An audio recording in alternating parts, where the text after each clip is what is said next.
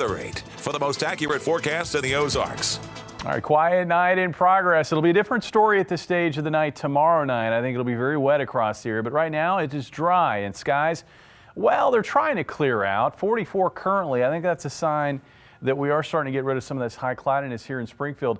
This after a mild day. Certainly the cold front that moved through today did have an impact on temperatures. Yesterday 70s, today low 60s for highs along and north of the interstate, but ahead of that cold front still managed to get into the low to mid 70s in places like Harrison, Mountain Home, maybe even in Alton up around 70 for a high there. Let's take a look back at February, but before we push a little deeper into the month of March, February, I think you would agree, was mild and it was a little on the wet side. It was the 11th warmest February on record here in Springfield. Our average temperature was 4.6 degrees above normal. That's pretty sizable.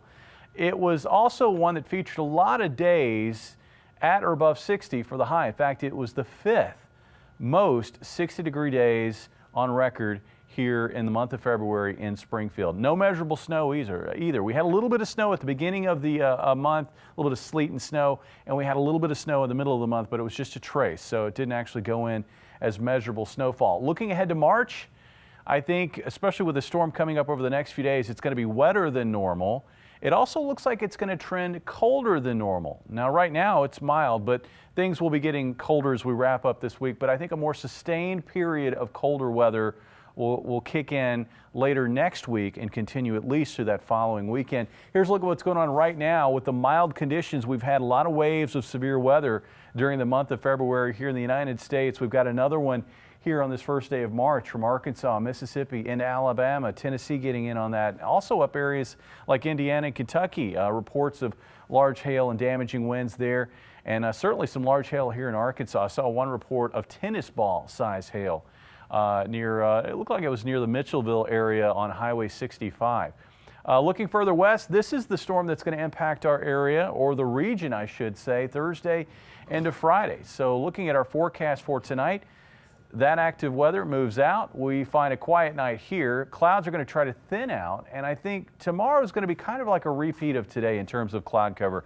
I think it starts off with some sunshine, but high cloudiness is going to try to thicken up during the morning, and then during the afternoon, skies will become cloudy with a wave of widely scattered showers and thunderstorms spreading from southwest to northeast through the area. The steadier stuff, though, is going to hold off until overnight Thursday night. Temperatures tonight, north of Highway 60 will dip into the 30s. Looks like about 38 for a low in Springfield.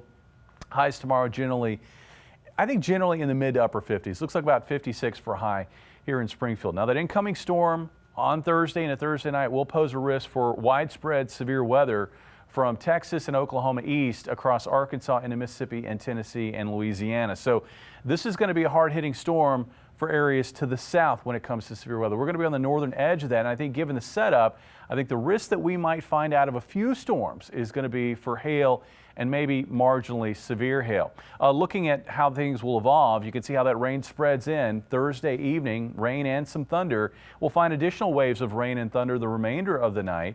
And then as we work into Friday morning, there's going to be that risk as this storm deepens for a changeover to wet snow.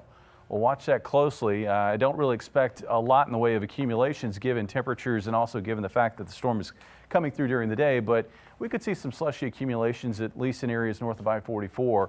Also, this storm is going to be a heavy rain producer. It looks like 1 to 3 inches, and the risk for maybe some flooding of creeks and streams and maybe low water crossings. Also wind, just like on Sunday night into Monday, we had a lot of wind with that storm. We're going to find it with this storm.